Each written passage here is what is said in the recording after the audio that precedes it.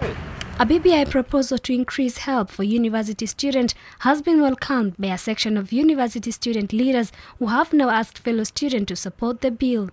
Addressing members of the press, the university's President Council of Kenya, Alfred Maloba, urged the government to consider increasing funds to the university sector to match the growth of students admitted to the universities among the interventions met by the stakeholders.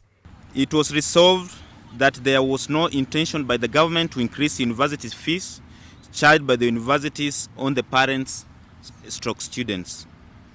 That any review of university fees should take into consideration the performance of the economy at that time and adverse effect of COVID-19 pandemic on the economy. That the National Treasury, Ministry of Education and Committee on Education agreed to enhance allocation to Higher Education Loan Board, that is Helb, to support more students in universities instead of increasing the fees. Helb data tabled in Parliament last year indicated that loan accounts in default increased to 116,642 from the 78,328 recorded in December last year, as the council argued for an increased Helb loan to aid supporting many students, hence increasing the university channel. Minister of Education and the National Treasury, as well as individual universities, established resource mobilization strategies, including developing a policy to guide the universities on borrowing of money for cabinet consideration.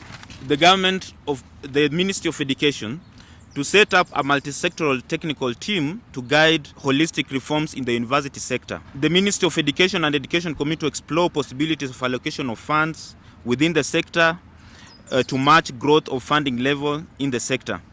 As the President's Council, we want to take this opportunity to ask our students and the comrades that they take time to read the document, they understand it, and to avoid any coercing by the political class.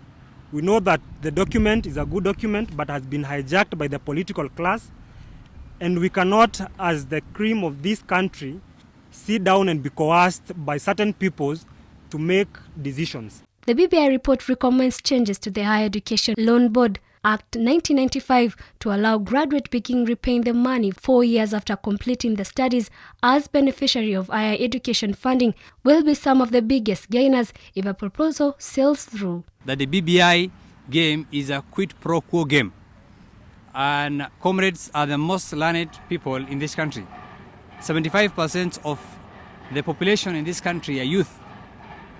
That means that we carry where the bill should go.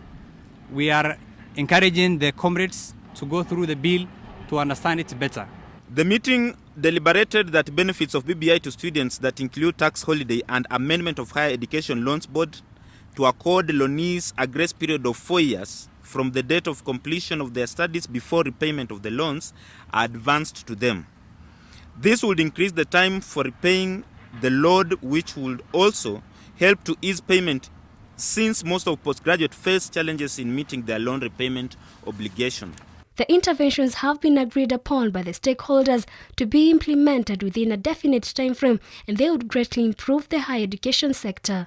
Dolly, Mwirigi for Hope TV News Watch.